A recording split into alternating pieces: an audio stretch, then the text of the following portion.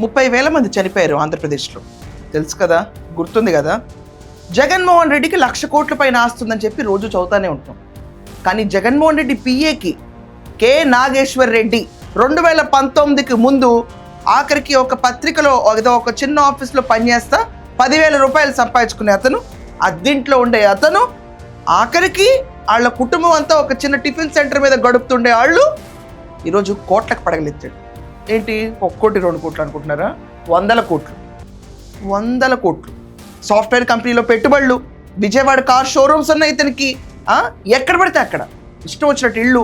వాళ్ళ ఆవిడ పేరులో బ్యాంక్ అకౌంట్లో ట్రాన్సాక్షన్స్ 20 కోట్లు, 2 కిలోల బంగారం. ఏంటిదంతా అనుకుంటున్నారా? వెన్నుపోటుకు 2 ఏళ్ళు అని చెప్పి ఒక బోడి పుస్తకం రిలీజ్ చేశాడు జగన్మోహన్ రెడ్డిని. అబద్ధాలే అచ్చులుగా వేసుకుని దాంట్లో రాసుకున్నారు. ఆ పుస్తకాన్ని రిలీజ్ చేశాడు జగన్మోహన్ రెడ్డి. నీ పిఏ గురించి ఏం చెప్తావు?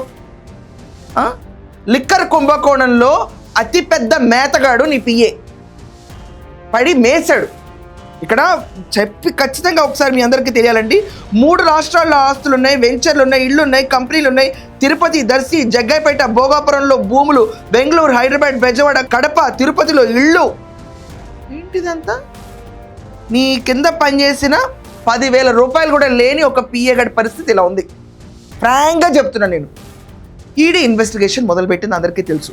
చెవిరెడ్డి భాస్కర్ రెడ్డిని తీసి దాని తర్వాత వాళ్ళ ఆవిడ ఇన్వాల్వ్మెంట్, ప్రతి ఒక్కటి కదిలిపోతున్నాయి కోసాలు. ఈరోజు సెగ జగన్మోహన్ రెడ్డికి తగిలింది. అంతిమ లబ్ధారుడు ఎవడని అనుకున్నాం కదా.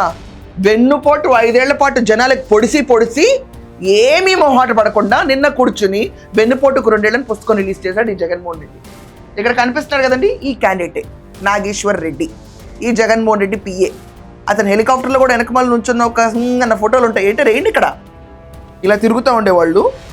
ఈ నాగేశ్వర్ రెడ్డిని ఎలా పట్టుకున్నారంటే, చెవిరెడ్డి భాస్కర్ రెడ్డి అక్రమంగా దోచేశాడు లిక్కర్ కుంభకోణంలో, అందరికీ తెలుసు. జైల్లో గడిపాడు, వీరవేహంగా వేశాడు, అందరికీ తెలిసిన విషయమే. వేస్ట్ అతని గురించి ఎక్కువ మాట్లాడడం.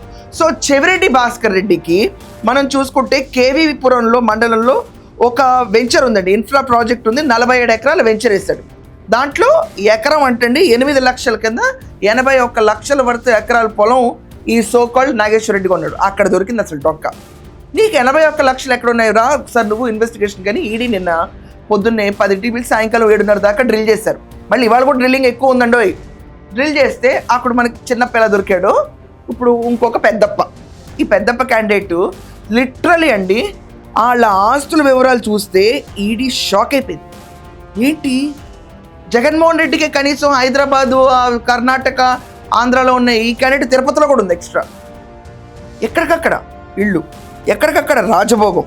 జగన్మోహన్ రెడ్డి విషయానికి ఏమొచ్చిందంటే ఇతను కాల్ డేటా మొత్తం తీసి ఇన్వెస్టిగేట్ చేయడం మొదలుపెట్టారు.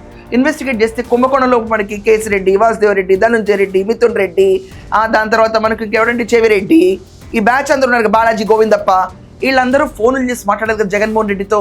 అప్పుడు ఈ క్యాండిడేట్ లైజెన్స్ ఉండేవాడు. ఇతను ఫోన్లకు వచ్చేవి, అతను తీసుకెళ్ళి జగన్కి ఇస్తే జగన్ వాళ్ళతో మాట్లాడేవాడు.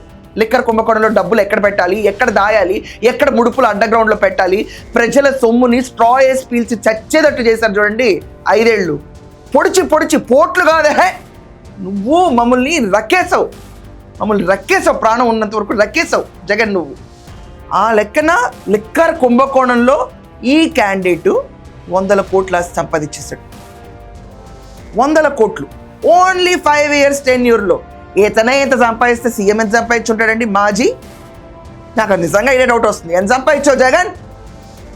ఈ లిక్కర్ కుంభకోణంలో నీకెందుకు ఫోన్లు వచ్చినాయి? వీళ్ళందరికీ ఫోన్ రాయబారం నీ పిఏనే చేశాడు కదా. నీ పిఏనే చేశాడంటే నీవేం లేదా దీంట్లో? మేమందరం మాడి మసవడానికి నిప్పు పెట్టింది నువ్వేగా కదా. అడ్డం జరిగింది. డామెట్ జగన్ ఇరుక్కుంటున్నాడు. ఇంతకాలం అందరి నోట్లో నాన్న కూడా బయటకు చెప్పే దమ్ములేక కూర్చున్నారు అందరూ. ఎందుకంటే అఫీషియల్గా రావాలని. అఫీషియల్గా వచ్చే రోజులు మొదలైపోయినాయి. ఇన్వెస్టిగేషన్లో ఏమైందంటే అందరు ఫోన్ కాల్స్ అంటండి ఇతని నెంబర్కి వెళ్తుంది. లిక్కర్ కుంభకోణంలో ఇరుక్కున్న ఈ మేధావులు అందరూ ఉన్నారు చూడండి. మేము ఈ రెడ్డి, మేము ఆ రెడ్డి, ధనుంజయ రెడ్డి, కొండగారెడ్డి, ఇలా రెడ్డి మొత్తం అతను మొత్తం చుట్టూ రెడ్డినే పెట్టేశాడు. పెట్టి నడిపిన ఈ లిక్కర్ యుద్ధంలో ముడుపుల యుద్ధం 3,600 కోట్లు, రాజ్ రెడ్డికి 2,000 కోట్లు అది మింగేశాడు జగన్ కూడా తెలియకుండా. సో ఈ 3,600 కోట్ల యుద్ధం అంతా ఇతను లైజన్. ఇతను ఫోన్లకు వచ్చి జగన్మోహన్ రెడ్డి నాకు ఫోనే లేదు అని చెప్తాడు కదా, ఇలా పక్కన ఫోన్లు వాడేవాడు. సో ఇతన్ని తీసుకొచ్చి నీకు నాస్తులు ఎలా వచ్చినాయి అంటే, నీవు ఎలా కొన్నావు ఈ డబ్బులతో ఈ ఆస్తి 80 నాకేం తెలియదు, నా ఆడిటర్ చూసుకుంటారు. ఈ 10,000 రూపాయల బతుక్కి నీకు ఆడిటర్ చూసుకునే లెవెల్కి ఎదిగావంటే ఇక్కడే అర్థం కావట్లే మమ్మల్ని ఎంత వేశారు చెప్పండి ఎవరన్నా.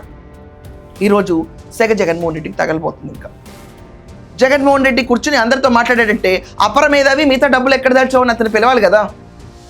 పిలిస్తే తప్ప 30,000 మంది చనిపోయారు. కొంతమంది స్త్రీలు అయితే అప్పులు కట్టడానికే మేము బతుకున్నాము, ఇంతకంటే మాకేం లేదు, నా కొడుకు చనిపోయాడు, నా భర్త చనిపోయాడు, కేవలం అప్పులు కట్టడానికి నేను బడ్డీ కొట్టు నడుపుకుంటాను అనే స్థితికి తీసుకొచ్చాడు. ఇదా నీ పాలన?